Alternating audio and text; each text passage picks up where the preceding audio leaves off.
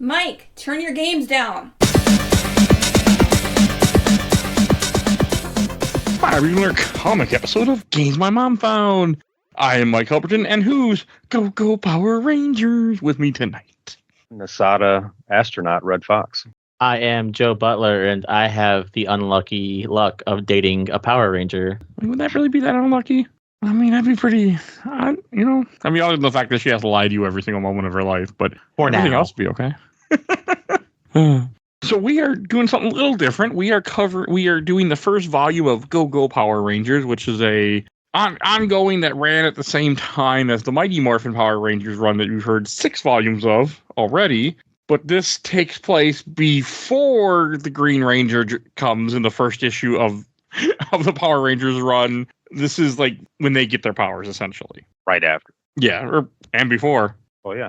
A little bit of both. So, as I always like to start, and this came out in 2017. And I don't really have, it's always hard to find Wikipedias and get all the information like I want for these things. The writer is Ryan Perrott, and then the artist is Dan Mora. I don't understand how hard it is just for them to be like, oh man, Power Rangers. And it's like, even 4 chapters into this, is just like, holy shit, this is magical, and we haven't had a TV show or reboot based off of this. Fucking Disney and whoever, or Hasbro, are fucking idiots. This is hella good. So, like, even the cover, because it's going to be the cover of the episode, I really like that first cover. The Megazord in the back with the sword on his shoulder, and then the 5 Rangers in their costume, and then the 5 Rangers as normal people. Like, it's just a really cool backdrop. It definitely got my attention. It's also represents everything we're about to read, so Yeah. they did a great job on it.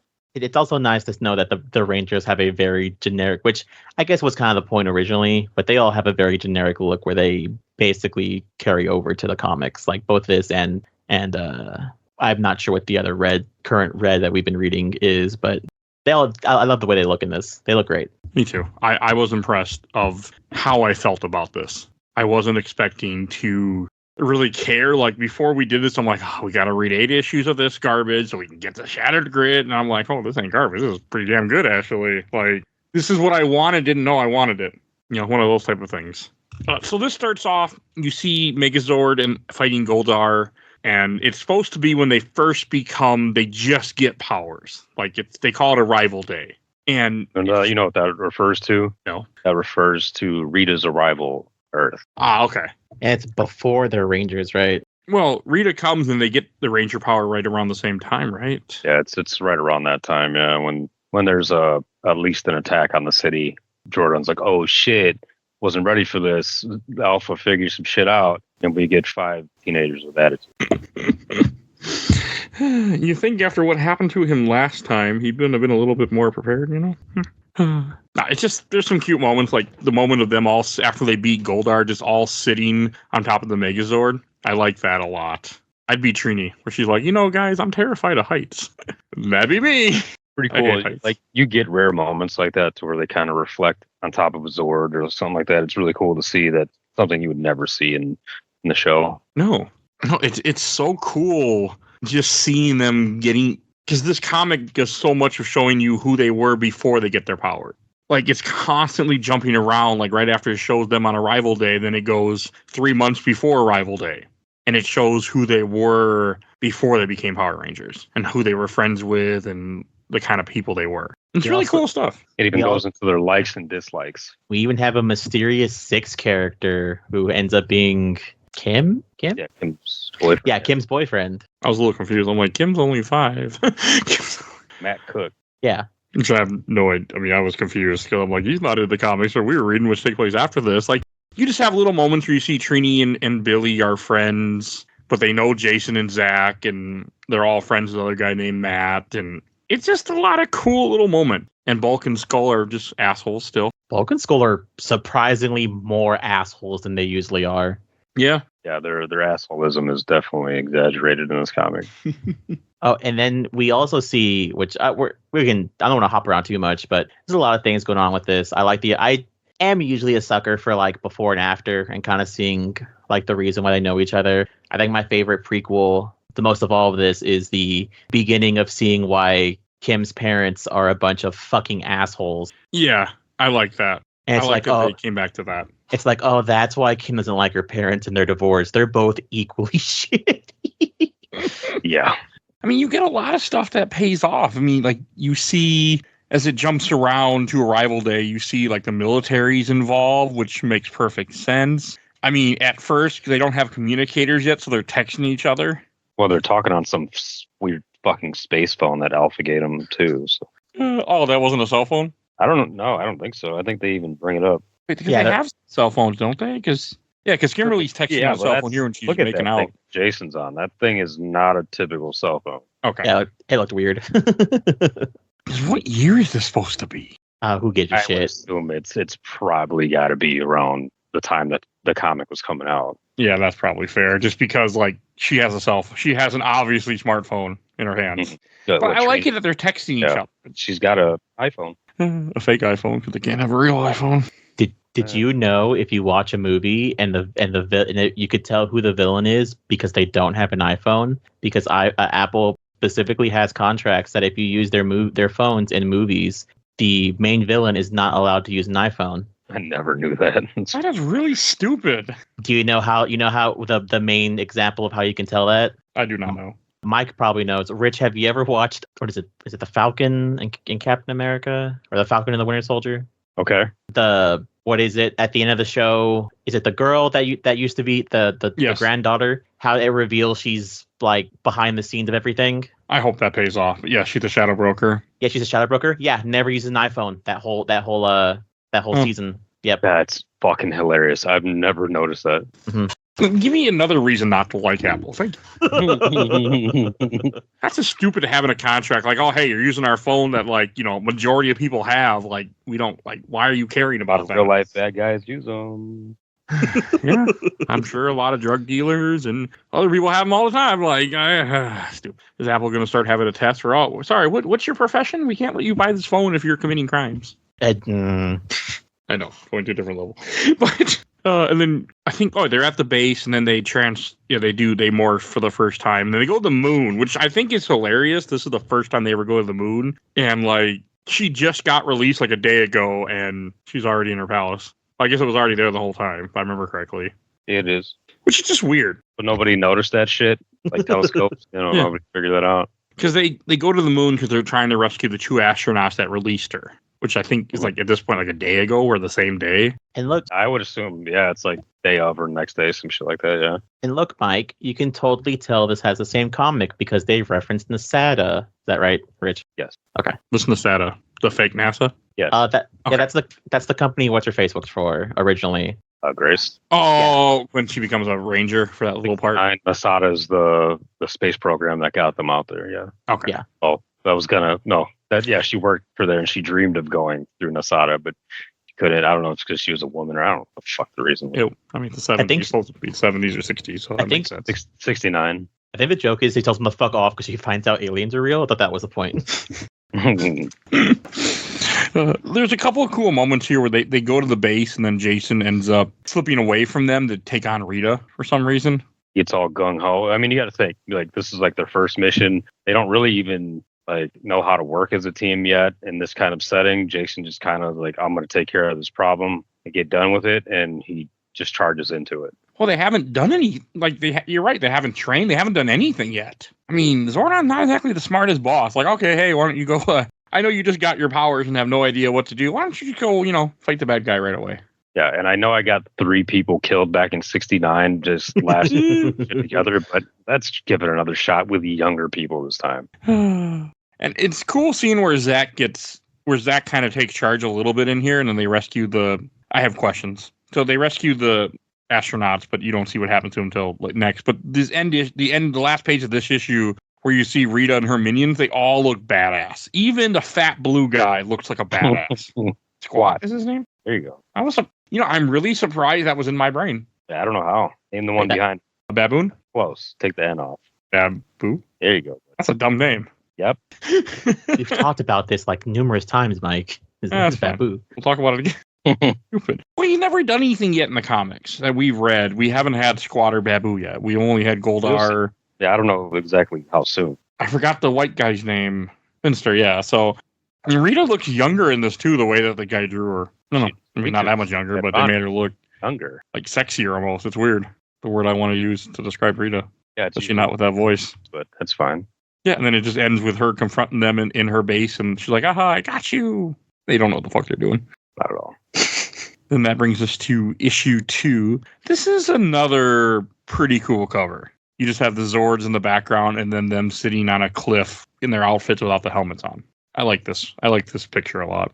Both of these would make really cool posters. You don't think Grace would have caught on to that with her high surveillance and security bullshit? You would think that she would be seeing the Rangers and scoping them out every chance she got once they made themselves known. You think so? I'm assuming she kind of knew who they were.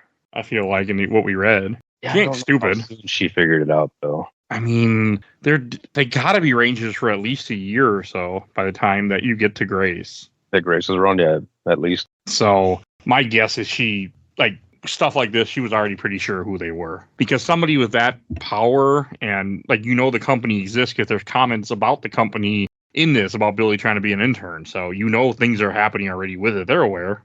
And my guess is part of the internship didn't hurt that, he was a Power Ranger. That's all I took it, at least. Does Grace know that they're who they all are? Yeah, I think they do. Yeah, she does, yeah. Eventually, she says it, but I don't know. Yeah. I just don't know how soon she knows it. How soon she figured it out. Yeah. It's just how intelligent she seems is my guess. It didn't take very long. Right. They're not exactly smart. Way, she didn't know ahead of time. She could have figured it out pretty fast. Yeah, they didn't really know what they were doing, which is fair. I mean, Zordon's not a very good teacher. As we saw in what he did to the other Rangers, my God. And he's just like, hey, here you guys go, have fun, go fight an evil witch that has an army. You gotta think, like, why does he do it that way? Why does he always throw it together last minute? It's like, because he could train these teams to like be ready for nothing, because things could happen from, in this case, like 40 plus years later, or they could have, like 40, 50 years later, or they could happen hundreds or thousands of years or even longer. There's no point for him to have a team ready if nothing can happen by the time they even die. But you still want to have a team ready. Pone titties. Yeah. Yes, that too. I mean, you think you'd want to be prepared. Yeah, but that's too much to try to convince these people, like, hey, make sure you're ready in case, in your lifetime something can happen. I don't know.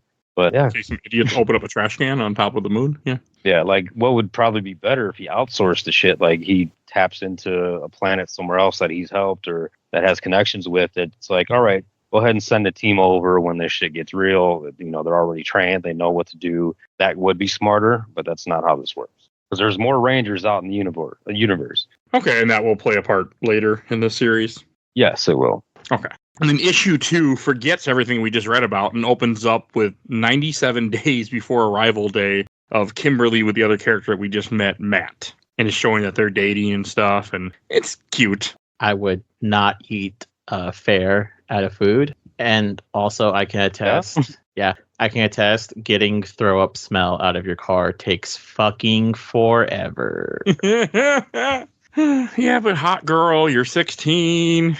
Yeah.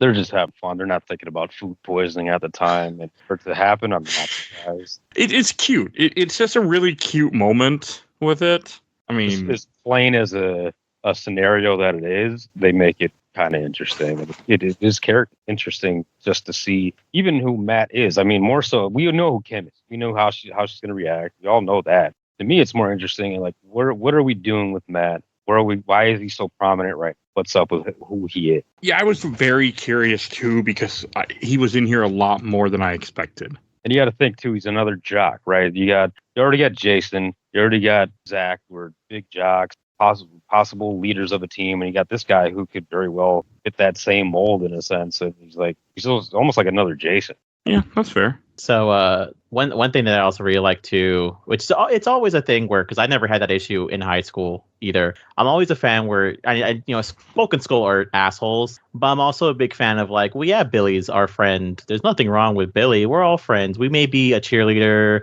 and whatever Trini does and Jason and all them. Yeah.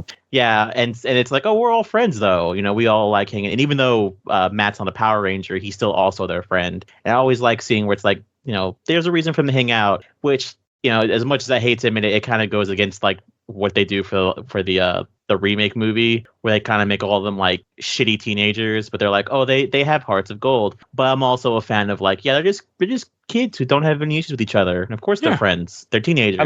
Exactly. I love how they portrayed them in here. They don't have to be severely flawed. They can be like normal teenagers that have problems that come to them, sure, but just to be like shitty flawed teenagers, you don't have to push that. And they don't do that here either. Like, I mean, they're teenagers, but right there, they don't have like any big glare. Like, you're right, they don't have any big glaring flaws. It's nice. And the stuff with Matt introduces a nice twist to the story of having a friend who isn't part of the same group they are, and then trying to not be that weird about it. I mean, I'm assuming it doesn't last long because Matt is not in the other comics, so that's my assumption that something happens here. So it's a long road, friend. The long road. I'm not surprised. I don't know. It's just so cute with them where she's vomiting and he's just like, "Hey, will you out with me again?" I'm not going to tell anybody, and unless you go out with me again. Funny. And then he goes back to shows what they happened after when they're in Rita's castle and they're fighting all the putties. The putties look badass the way they were drawn in this, like even cooler than they do in the other comic. I don't know what it is, but I really like this design. Job on them. They look more menacing, I guess. It's the eyes. Yeah. Those like squinted, just the way that he drew the eyes just makes them. I don't know what it is, but putties makes them look more alien too. Yeah. So and then Rita, there's interesting where Rita's talking to him. I think this is where Rita says that she knows their names because they were stupid enough to say their names. They were saying their names during the mission, which they learned very fast. Like, hey, maybe we should stop doing that shit. If they had direction from Zordon, maybe he could have told them they don't say your fucking names. See, again, Zordon's an asshole and an idiot. I mean, you think you hire people like these are teenagers, you'd be like, yeah, don't use your real name, guys. Like, use colors. Use obvious things that aren't obvious. Like, I mean, because I was thinking about it. What do they call each other in the other run? I guess they don't ever say their names when they're fighting. I can't remember. I don't think so. I mean, she knows who Tommy is, obviously, but she's the one that recruited him. Thank you, Rita. Well, I will find out eventually why she had the green coin, right? That will eventually come up. We will cover this, yes. Okay. Oh, cool. So fuck it, Joe. You're gonna love it. Like, you're gonna love everything when you start seeing the Green Ranger origins. I'm so excited. We'll get there eventually. Hey, we've been consistent. Every 2 weeks we've done one of these recordings, so we've been consistent about. So then they get teleported out with the. I guess Alpha could just teleport them. Yeah. So I have a question for you, Rich. So it shows that they got teleported back, and then they're like, oh yeah, and Alpha teleported both the survivors to Nazda. And that picture of Nazda looks like those two astronauts are about to be tortured and experimented on. I had the same question. I don't think we honestly hear more about that in the comics. I think for them, it's more of like they're trying to scan them, make sure they're okay. They've been on this moon where they've had contact with like obvious life and alien life forms. They want to make sure that they didn't bring anything back. They got to hear their stories of what happened to if they're coherent. Probably just a bunch of safety tests, I would assume. I don't. It looks like there's a spinning blade in front of a guy's face. Yeah, there is. I don't know what's going on there. Okay, I was wondering if that was referenced later. They don't cover it as far as I remember. Really weird, and it's just there. Like, here, look at the scene. Forget about it, guys. But who knows? Maybe we'll find out as we read more. Yeah, it looks pretty damn intense. It does. I don't know. I was just really curious if that was going to somehow play a part later. No, now that you mentioned it, I kind of wish it did, but I don't really think they did. But it has been a while since you read this stuff, too, though. Mm-hmm. Yeah, it's been a while. Well, you were reading all this stuff as it came out, weren't you? Like 2017? Practically, yeah. Like I was probably a little later to the party, but not by much. Once I caught up, I just kept it going. I do like the small moment where Zach and Jason kind of get into an argument because he gets mad at him for not being, staying with the team. Mm-hmm. So it's nice little stuff to see because I know that we get a little of that in the other run too. And I think this is, and you also have Kimberly and Billy talking about how Rita gave him an offer about, peace and that Zordon's lying to them. Which we do know he is lying to him to a degree. Zach, I do like the dynamic of Zach being a potential leader. Like, it's not just all Jason, all day. Like, Zach has that potential. I really like that aspect. And you got to think Zach is part of the football team along with Matt, where like Zach is used to being on a team, used to working together with others and being conscious of where they are on the field at all times so you can count on them. And Jason let him down. Jason's a solo guy. Jason like runs martial art classes, kind of a lone wolf in a sense, especially when it comes to like his relationship with his parents. He's used to relying on himself. So I like how they make one comment about that at some point in these 4 issues where he's like, I don't have to worry about my parents. They stay out of my life. I stay out of theirs. That was my teenage years, so I get it, Jason. But it was Jason. That's when he's speaking to Trini later on. Okay, I knew it was at some point, but I couldn't remember when. I do like the stuff where Trini's house is yellow, by the way. Oh god, they love that. Yeah, I didn't pick up on that. I didn't either until I was staring at the page while we're talking just now. I'm like, the house is yellow. Mom's not wearing yellow though. Usually the parents are supposed to match. Maybe they figured it would be too stupid. Yeah, well, let's see where the comic goes. Maybe it'll make more sense later. Oh. So I like the stuff where Trini's mom is upset with her, and the first thing she says, "Tell me you're not pregnant, are you?" And I was like, "Yeah, that's accurate," because she's sneaking out at night and she's not home as much. The last thing she's gonna think, you're out here fighting fucking monsters in a big mech, And she makes a reference to Hester Prynne, but I can't remember what Hester Prynne is. But I know it's I'm guessing it's a book character. It sounds really fucking familiar. I didn't bother to Google it, but I was like, because when she says it, I'm like, I know that name. I can't remember what it's from. I wonder if that's from Scarlet Letter. That feels like something that you would mention in high school. It's a book they make everybody read. You're looking it up. Hey, I was right. Scarlet Letter. One for Mike. So, yeah. I just think it's funny when she says that, and then the mother's like, who's that? A friend at school? Like, who the fuck names their kid Hester? I'm kind of impressed that I knew that in the back of my head. I can't believe you pulled that out of your ass. You're just so bad. I read Scarlet Letter before. Yeah, but you're bad with names. I don't know how you figured that one out. True. Bad at pronouncing names, too. I don't know. Just lived in my head. A lot of useless information in there. Look, Rich, you try getting Mike to play a fully Japanese game and try and get to pronounce any of the names right. Honestly, I'm surprised with how close he gets to Xehanort half the fucking time. Me and him were growing up. We played a lot of fucking JRPGs back in the day, and some of the most funny ones were always Final Fantasy was our top thing. Some of the pronunciations with those characters, like you're adding letters that I've never seen. Things haven't changed, Joe. Let you know. Apparently. I mean, we also pronounced so many names wrong in Xenogears. I found out, by the way, like the way that Bill taught us how they were pronounced, they were all wrong. Not surprising at all. They were all wrong. Like Sighton is not Sighton. It's something else. Titan or something. Yeah, it's not how we said it. Like so many were wrong. Not surprised at all. Yeah. Who would have guessed? Who would have guessed Bill would be wrong? I remember one of the most famous ones was like Isaiah used to say it back then. Final Fantasy VIII. There was Quistis, and he would say Quitisis. I vaguely remember that. I actually covered FF8 with him on the show. Did you? Yeah, I did. I don't remember how we pronounced it or anything, but you can go listen to the episode if you want. So there's some. Is this before? Okay, no. So then you have as you see them in school, it's after the Rangers already. I do like a couple of things. Like they start to really show the tension between Trini and Jason. That there's something there that she likes him, which I did not ever see in the other run. So it's kind of cool to see it here. I'm like, I did not expect this. Same. So this is the same timeline. This is just before, right? Like these are the same characters. Yes. Okay. Not different dimension or anything. As far as I remember, yes. As far as I read without looking up too much, I do like some of the stuff where Kimberly and Matt and he's just upset with her because she's been blowing him off. That pissed me off too. And he has no solid reason why. It's like this person keeps hiding stuff from you. Like, what is she cheating? Is she like just not interested? Like, what is the deal? She's a Power Ranger. But I mean, it makes sense. I mean, this is something that you would go through in a relationship. That's why I feel like also makes sense why she's going after Tommy in the other run, because you have to go after someone that's doing the same thing you're doing. Right. So they can understand you. Safe with each other. Like, both know what's going on. And you have Rita asking Finster to make her a very special monster, which my understanding is, why don't you do this more often? Because this is a better plan than your other plans. But we'll get there. I do like the stuff where Trini and Jason are training to practice what they can do, and they go off middle of nowhere and start fighting each other. So I'm gonna make a comment on this whole scenario here, these scenes, Trini and Jason, where this is kind of the same thing as like back when Shredder morphed into the Green Ranger back with the Turtles versus Power Rangers. Okay. Shredder explained in detail how it felt to be a Ranger.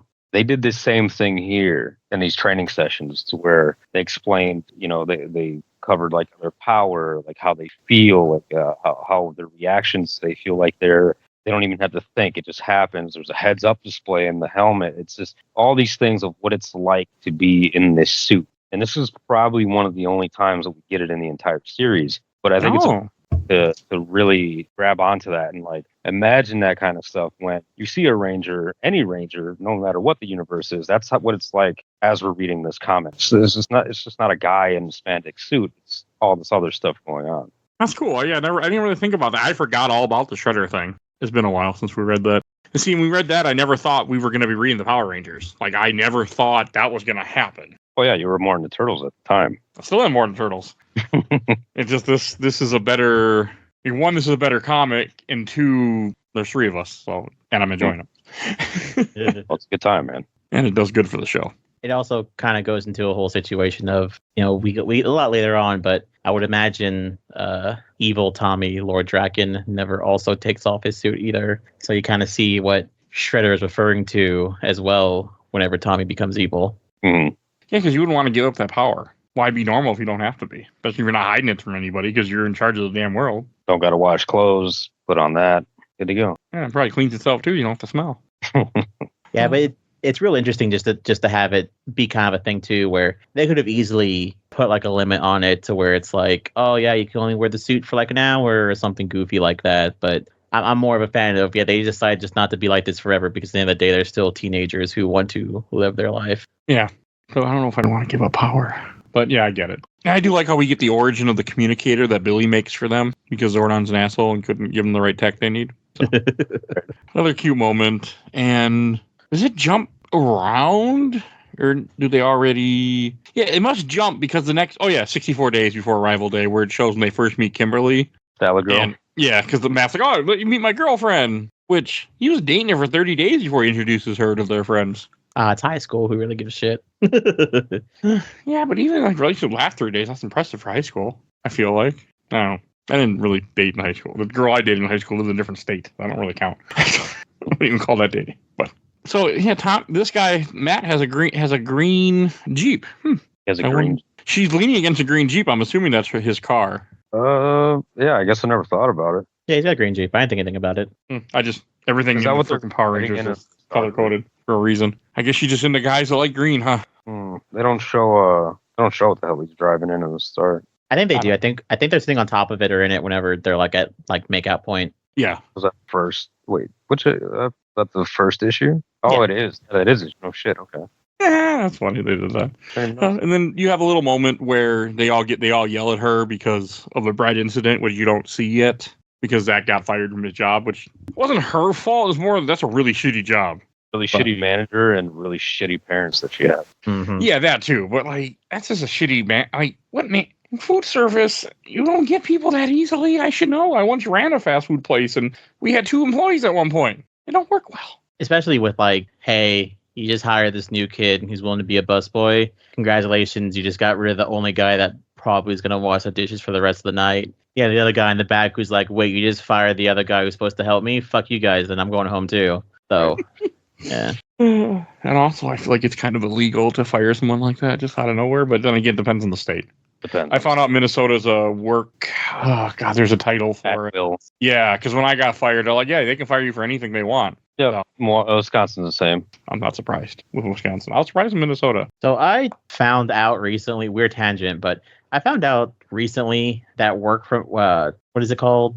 Work at will. Work at will states and like the whole firing you for any reason isn't actually true. The work at will thing is supposed to be that you can't discriminate against people who are looking for a job. But the whole reason why people say that is in hopes that you don't go file for unemployment. And usually 90% of the time people don't, because it's like, oh, well, I work at a work at will state. But I was watching some ones where they're like, yeah, that's not true. If you get fired from a job on the spot and you go file for like unemployment, usually they'll side with you if you haven't been written up. And they'll give you unemployment if you have been. I've been fired multiple times from jobs, and I've always got unemployment. Yeah. So as long as you don't, hell, I know a guy who stole and still got unemployment. Really? So, yeah. So yeah, it was Minnesota too. So yeah, you can get unemployment pretty easily. Just apply for it. Exactly. I think it's just kind of like a myth to make people not do it. It is. That's exactly what it is. So, like, I tell people always apply for unemployment. Like, there's no point. There's no reason not to. Hell, if you have enough money, you could probably sue like whoever fired you and get like but you have to be willing to do all that and go through the process and everything. Yeah, I was just willing to collect unemployment and talk shit about that person the rest of my life. I went with that decision instead. So, but yeah, no, I think it's just one of those myths to trick people. Mm-hmm. That's the world we live in. So Finster's making his weird clay, and we see a very fucking evil looking Rita Repulsa. Yeah, I like when they do that. The whole scary Rita is like always interesting to me. Yeah, I like how they make her terrifying in this. I think in the day she is terrifying. I mean, she's essentially a space witch who can breathe in space. Even they found her in a fucking space trash can, but as far as I'm concerned, that was the only thing keeping her from, blowing up the fucking Earth. I mean, it was. 100% was. Oh, is that what he's making? I'm not gonna lie, I kind of read this during lunch, ignoring everyone. So he made a putty that can turn to a person. Weird, huh? I wonder if that will ever come back again. Right. But yeah, he essentially, that's what he did. Spooky. It is pretty spooky. I mean, she looked spooky in this drawing. And the idea that you wouldn't be able to tell is still, but in this case, like she knows she's a putty, not like in the other stuff we read that hasn't happened yet. They don't know the putties. I didn't think about that. Yeah. Okay. Huh. So it's a little different. She's just on a mission. So, and that brings us to issue 3. This is a cool cover. Them fighting in the cafeteria, fighting putties. I like it. I'm gonna have to do that whenever I get done with the call. It's gonna piss me off too. What's gonna piss you off? Tell y'all while it's doing it. I have not been able to load these fucking pages for like the fucking life of me. I don't know if it's my internet, because I was able to read them fine at work, but it's taking like a whole solid ass minute to load each of these pages. It could be the website, not your internet. But yeah, but I didn't have the issue over at work. Yeah, so I think I need to like delete my cookies and shit like that for my fucking yeah. The big difference, by the way, is a guy who do this and then everything will work better every time. That's the issue, and it really does fix it. So yeah, that clearing your cache really makes a difference. Mm-hmm. I think that might be what it be. So there's your fun internet fact that you didn't ask for. Anyways, though, the next chapter that I can't see. So I got questions for this. This is where you see Billy playing with another kid 6 years before Arrival Day. Is this kid who I think it is? Rich, tell him. Well, who do you think it is? Skull and Bolt, or one of them. I don't think that's covered, to be honest with you. That's Skull. Is it Skull? Yeah, because they kind of imply that later on whenever they're like, what is it, the town blows up and the kids can't transform, and he's like, hey man, how's it going? And Billy's like, dude, you need to fuck off. Like, we're not friends anymore. And he's like, hey man, we're cool still, right? And he's like, no, we're not. And Billy kind of like waddles away. So I think that's that's totally Skull. Okay, because the guy's older brother has a skull in the back of his shirt. That makes sense too. I guess maybe that is Skull. And you see it makes sense with what you're saying, but even his ears are meant to look the same. All right, so just seeing them again got me curious about the friends, but then it cuts back to Billy and after Rita had showed here to just more stuff of showing what they're going through as being Power Rangers and being teenagers at the same time. Like I like this part where they're on the bleachers talking, and then where Zach's like, "Hey, somebody's gonna pay $2,000 to date the fake Yellow Ranger." I'm actually a little pissed because I don't mean to switch gears here, but looking at the beginning of the comic, it shows when it's showing Billy and Skull playing, it actually says that Billy says his first name, Yuchi. Son of a bitch. Oh, did you miss that? I completely missed that. I feel like such an artard. So. Is that Skull's first name? Yeah. Yeah. Oh, okay. Well, sometimes some stuff is small and you just don't catch it. Oh, yeah. That completely went over my head. I'm glad Joe caught it because that's actually pretty cool. It adds more to the characters, I think. And then when they're talking about this thing where they want to date, and this is when Matt gets upset because he comes up and they stop talking to him because they can't, exactly say, hey, we're Power Rangers. What she brings up later, like everybody's fucking quieting down when I walk by, like, what's up? That's got to be so hard to have relationships like that where you can't say certain things. Well, yeah, and I'm glad they actually dug more into that because in the show, it kind of comes up, but not a lot. And here, it's like an actual daily problem. Even more so when they can't even get the full team together at the risk of people knowing who the hell they are. I like that part when that happens. I think that's a really good part because it gives you more of what they go through being Power Rangers and what they have to deal with and how they have to hide things about themselves. Like, it's nice to finally have that really exposed. They also go through their own issues as well. I mean, like a little bit later on, we see where like I forgot what it is, but they're like, oh yeah, it's like the first of the month or the first week of the month, and they both go, oh well, shit, and they both forget. Oh, is it Trini's mom's birthday or something like that? Yeah, it's Trini's mom's birthday. She finds out later on, and then she's like, oh shit. Yeah, that's a little bit later, but yeah, that comes up. You also see the putty human looking for them, and she's like, I'm looking for, and says all the name, Jason, Jack, Kimberly, Billy, and Trini. And I mean, the kids have no idea what the fuck she's talking about, so she just spills all their food everywhere. Mm-hmm. I don't know, it's kind of funny. Like that guy's Ash Ketchum hat. Yeah, that dude does have an Ash Ketchum hat. That's 100%. Yeah. Also, fuck you guys for throwing fries at someone. What an asshole! Oh, what a pure asshole! They throw fries at her? Oh, Yeah. why did they throw fries at her? Because they're assholes. Why would you throw food that you could eat? Also, why are you throwing food at a pretty woman in the first place? Or any woman? People are idiots. Oh, because she says, I demand you to tell me, so they throw food at her. That's so stupid. Yeah, but that's like a 7 foot tall woman. Like you. Yeah, she seems gigantic.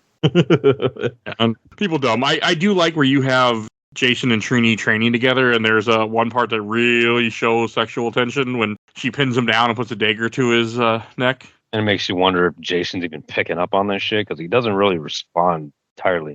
Oh no, he's completely oblivious from what I can gather too. That dude's a fucking idiot.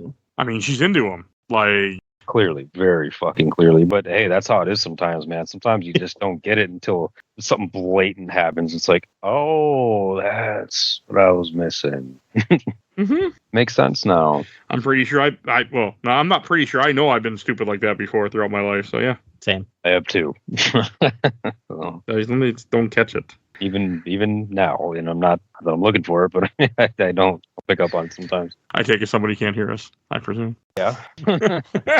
So then you have a small moment with Zach and Kyle, right? Yeah, playing football, and just I like how he brings it up. He's like, "Why do people always get so weird when I walk by? Like you guys are like I'm not part of the not part of the secret or something." I like these little moments. I'll say this: like I actually enjoy some of goofy teen drama because they handled it so well. Like it doesn't seem forced. Like it feels so organic. Yeah, I think it at least feels, because I'm glad it's not just it being Kim's secret. I'm glad that he's basically is part of the group, but they're also like, oh, we're all like kind of hiding, and he's picking up on it very well, obviously. But they're all simultaneously like, oh no, dude, you're just paranoid. It's fine, it's whatever. But it's not helping, obviously. Not at all. He knows. Like he's not an idiot. He knows something's up. He just can't figure it out. And he trusts them too. So he's trying to trust their word, but it is so weird, so awkward. He's trusting his instincts, and he knows something. I'm at least glad that he's also like friends with all of them too, as well. Because it's not like a weird thing where it's nice to not see it all be put on one character. It's one of the things where it's like, oh, well, it's all including all of them. They're all being weird to this one specific guy, and he is part of the group. Yeah, so it's interesting to see that even he's like, oh, well, maybe it's not just Kim. Maybe someone else will tell me, and they're like, no, dude, you're just, even though they're totally fucking gaslighting, and they're like, no, dude, you're just being weird. And he's like, what's even crazier is that Kim was actually the outsider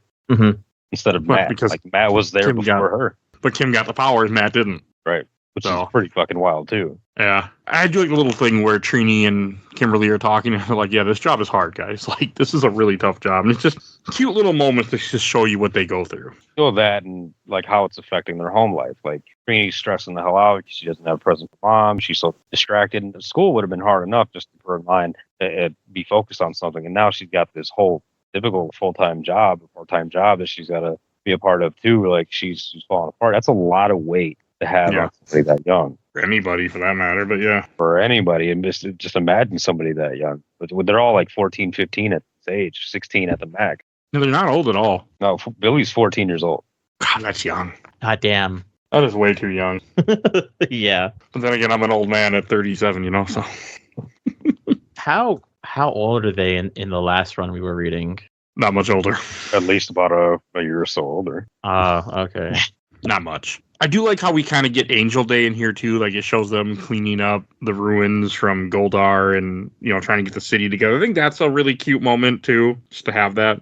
That to me is kind of a throwback to the show too. Not that they tried to like clean up the city after they shit the bed. It's more like because they did all that, like, oh, let's like clean the environment, all that kind of stuff, and the volunteer. They actually have a very big reason as to why they're doing this one. They want to help clean up the mess that they also help create. Yeah, it's their fault. So as it should be a normal thing. I mean, I know in like the the original show, it made more sense because they're weird 90s teenagers. So it's like, come on, guys, let's go clean up the park and do a bunch of weird hippie shit because it's the 90s. Right, Captain Planet? But this is cuter. Well, they did it with more of a purpose. They just Yeah. we're just happy little teenagers that want to help the world. No, it's like they actually have a reason. This is their hometown on top of it. Let's actually help clean up this mess. And this is where you have the small moment with Skull talking to Billy, and they're like, yeah, and this is when he's like, it's because you always act like you're smarter than us. Where it shows like why they don't like each other. No, cute little moment. To be fair, I also agree. More to the. I'm sorry, Joe. I'll just throw this out there. I hope because I didn't know they had a past. Like I'm curious to see if they kind of poke at that a little more as time goes on. I'm going to be paying all the attention on that. Bless you, Mike. That wasn't me. That was a dog. Oh wow, that sounds like a people. She thinks she's a people. Does that count? So, but yes, that was a dog. I also agree. I think it is a lot interesting. I kind of like the idea more of Billy at least having a past with Skull, because maybe that's why they're a little bit more friendlier down the line. But I also agree it's all really shitty. They're literally being interviewed and they dump shit on Billy, and it's like, really, guys, the fucking cameras are on. Yeah, they're assholes. Yeah. They are really assholes. I really like this where this monster is sent in and they're kind of separated. Like Zach, Billy, and Trini are able to transform, but Jason gets stuck with other people, so he can't transform. And Kimberly's trying to protect her boyfriend, so she can't transform because she doesn't want him to find out. It's a really cool stuff. And then like he gets injured trying to protect her, which makes sense. Like he's not a Power Ranger. He's trying to be the hero and has no idea she's one right behind him. Yeah. But it's a really cool moment, actually. I really appreciate like this whole thing to see her get like that, because it made me think about the regular run. She has Tommy, but otherwise she don't have a boyfriend. It makes me wonder too, like why didn't Zordon pick Matt as a fucking ranger if this is the case? Like this guy, he's clearly like athletic. He can sit there and who knows, be a leader. And then he shows that he's going to take on challenges head on, no matter if he's equipped or not. And yet he wasn't picked up the ranger. Maybe he didn't have enough attitude for Zordon. Maybe. I think it goes around the idea of they all have something different. Matt is very much exactly like Jason, so it wouldn't make sense to have two Jasons. Because if I remember correctly, Jason's obviously the leader, and he's the Red Ranger, obviously, things like that. Kim, as much as I hate to admit it, is a girl, but and even though then far as I know through the comics, the TV show, I don't really remember her having anything except technically being a cheerleader. In the show, Trini does know martial arts. I think she has, it's like praying mantis style or something, which is passed down through her family. Because I remember in the movie, her daughter also knows it, and they very specifically talk about how it's a passed down family fighting style. She brings it up in the training with Jason, I think, or at least in one of these 4 issues, she brings it up, and I think it's a training to where she mentions like, yeah, I was trained in martial arts as a little kid, and it's just like it seems like she hasn't really practiced it in a while, but once she's in the suit, she remembers everything. Mm-hmm. It's like second nature then.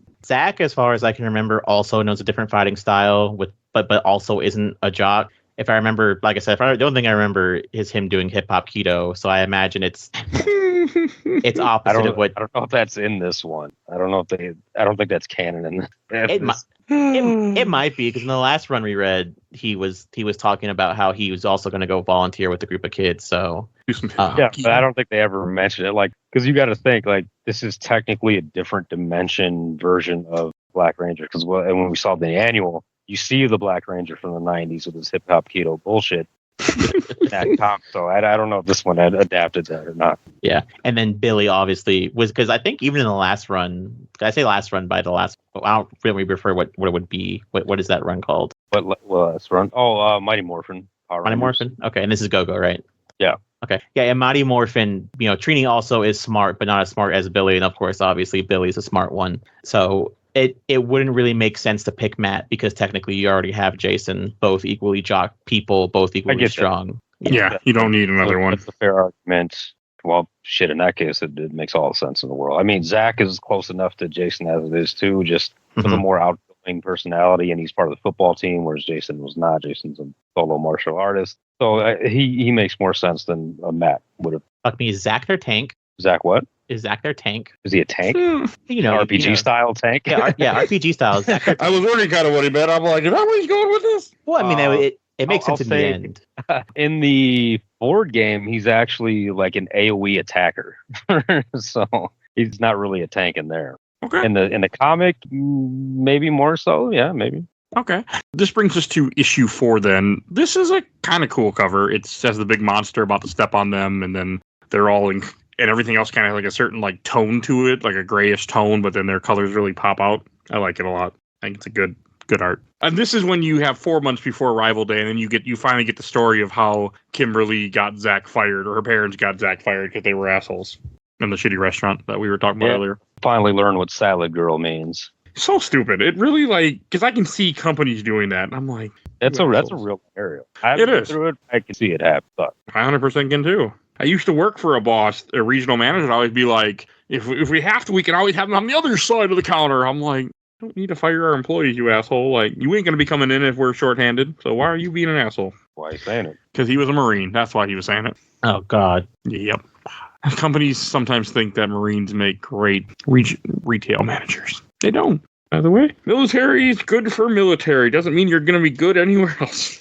Nothing against military people, but I very much know other military people who are like, yeah, if you still act like you're in the military after you've gone out of the military, you're kind of an asshole. Yeah, no, I mean, I get it. When you're in military and you're in a life and death situation, that makes sense. But when your job is, let's sell copies to people, like, not life and death, guys.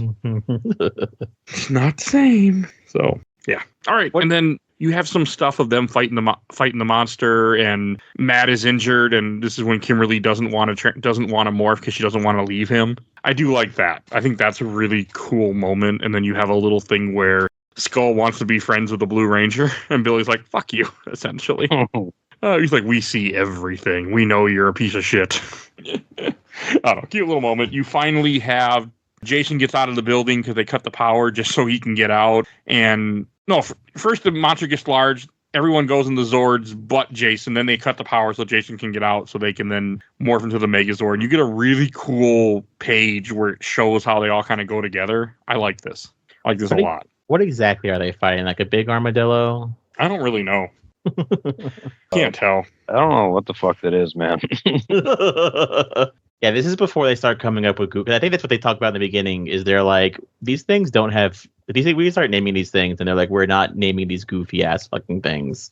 And then when we read Mighty Morphin, we find out that they do name them. So I don't really know what it. I don't really have it. I can't really describe it. It's just it has tentacles, but I do like when the Megazord comes and they take it out pretty fucking quick, just like in the show. That is a poster somewhere. Of it coming together and like the little pieces like all over. Yes, 100%. I really like this picture, actually. That is really cool. I do need a new background. My background is still Turtles wearing Power Ranger armor, by the way. So I need a new phone background. That's cool too. It is, but I've had it for months or a year.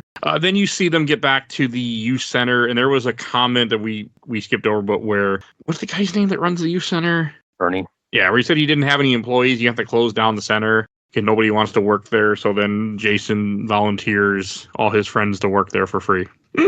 What a nice guy, huh? Really, nobody contested that either, by the way. I know, but still, it's kind of like...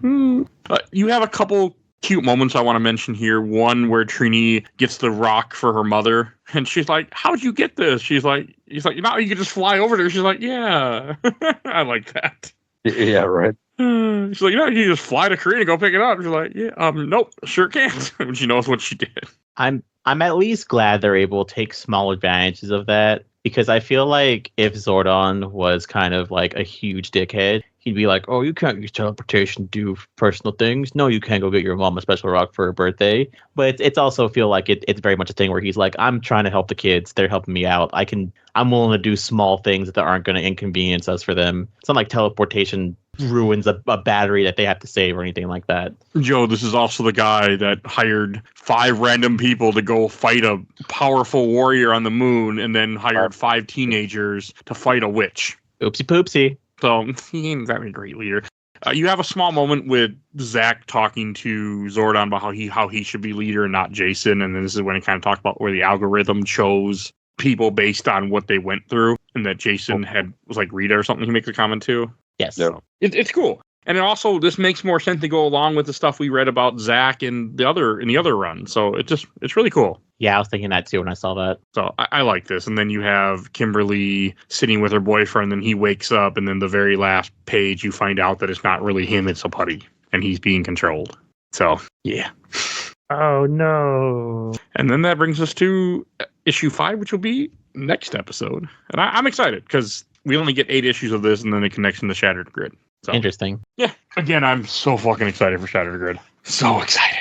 All right, any last thing you guys want to say about Volume 1? No, not really. All right, we'll just go to Shelf Stacker Box. I'll go first. So these are all good. This is also going to go on the shelf. Every single volume, I'm just really into this comic. Like, I wasn't excited for Goko. I thought it might be stupid. I'm like, I don't want to read stuff in the past, but this actually really, really worked. Surprised the hell out of me how good it was. And how nice it was to read about them getting their powers. Like, having a story at the very beginning was a lot more interesting than I thought it would be. I really enjoyed it, and I look forward to seeing where the other 4 issues go before everything connects. And Joe. This is such a goddamn waste of potential. I'm fucking going on like Twitter, which I really need to delete my Twitter at some point. I deleted mine. I uninstalled mine today. In the next weekend, because there's a way to check and make sure that you have all the same people saved. I need to go through that. But for the most part, I was saying, it's depressing seeing them auction off all the suits and everything. Because goddamn, you have like, I don't know how many perfectly good stories that this has, and it's like you telling me you guys couldn't use any of this for anything, like at all, because this is all really good. So this is a shelf for me. Just look at what the comics are, the same material. Tell me you can't translate that to the screen. Mm-hmm. You're really quiet, Rich. I don't know why. Still quiet, I think, but God, is Skype just having issues today? I think it's a Skype. Changed it. Probably. All right, and Rich, what about you? All right, well, for me, it's being shelved again, man. I mean, this is still on point, still hitting. It's me going back, like Mike said. Like, I like when I first read it, I was a little worried that, like, who the hell cares about the past, seeing this, seeing that. They make it interesting. They more character development. I like that they actually spend maybe a little bit more time out of the suits now and then, and the introduction of an additional character that none of us saw really coming, Matt, made it that much more interesting, and seen it from his point of view too. So yeah, I'd shelve it. All right. And one thing I do want to mention is this: we were recording this on 11/19, and Joe, you had mentioned that this was the 2-year anniversary of. Yep, this is the 2-year anniversary of the death of Jason David Frank. And I'm extremely depressed about it because I still had a whole bunch of other stuff I want him to sign, because sadly he was I didn't have a Green Ranger figurine. I had a white one, had him sign that, but I also wanted a bunch of personal stuff because, at the end of the day, he is very much my favorite Power Ranger, going through several generations of the series. And he, for the most part, kept a lot of the series alive. So it's kind of sad that after his passing, they're also deciding to auction off a bunch of the shit too. So yeah, it is sad in multiple ways. It always hits me too, because I had the chance to meet him and I didn't, because I'm like, I'll do it next time. And that's when I learned you don't do that anymore. Yep. You never know, man. Yeah. So now, like, if you come to a convention, I want to meet you, and I'm just gonna go meet you. I'm just gonna suck it up, pay the money, because you never know. And if you even have the slightest interest, just do it. Yeah. And I just wasn't as into Power Rangers like I am now. But I was still, because Amy Jo Johnson was there, and Kevin Conroy was there, and I didn't see those 3. Damn. So yeah. I'm assuming Amy Jo Johnson will come at some point again. I think Johnny Young Bosch does come here quite a bit too. So I think next chance I get, I need to go buy that toy Ichigo sword and get him to sign that before he decides to get out of the business, because he is getting on his years too. I didn't meet him, but my wife met him 2 years ago at one of the conventions we went to. We have a signed Ichigo poster from him. Ichigo's Bleach, right? Yeah. Yep. Okay. Yeah, that's my first anime, like official big boy anime. So I really need to get him to sign something from that. I won't do it. That show is too damn long. I will not fix that show. I will tell you, it's a lot shorter if you look up what to skip, because it's the issue of anime is 90s anime having filler. Yeah, so you can even though, like, let's say it's 1,000 episodes, you can skip 500 of those episodes because it's just nothing.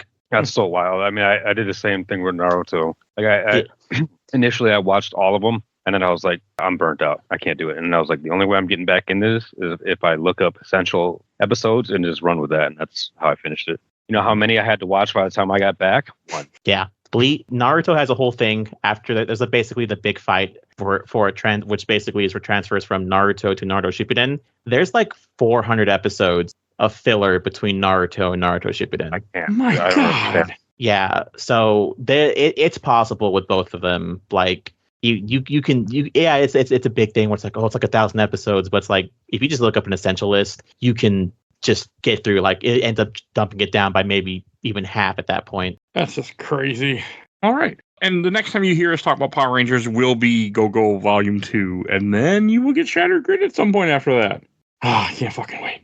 Nice. I think that's everything I need to say, so we should wrap this up. If you enjoyed this episode, over 700 other episodes of this podcast, you can find everything we do on Podbean. If you want to support the show, we do have Patreon. For as little as $1, you can vote in our Patreon polls. We have 1 to 2 every month. 1 currently until I get caught up. I might be caught up at this point. Who knows? So definitely go check out everything that we do, support the show. We have a Discord. Please join our Discord. Chat with us if you want to be on the show. If you want to suggest things for the show that I will eventually get to, that's where you do it. So please join our Discord. And want to give a shout out to my awesome intro and outro courtesy of Helena at Hell Hasphere. You can follow her on TikTok and Instagram. Definitely go check her out. And want to give a shout out to Bill Tucker at A Gamer Looks At 40. Definitely go check out his podcast also. And please follow us on Facebook, Instagram, Twitter, Threads, Blue Sky, or actually not on Twitter anymore, TikTok, YouTube, and rate and review us wherever you get your podcast. I think that's everything I need to say. So we will see you guys all next time. Bye, everybody. Bye-bye. Bye.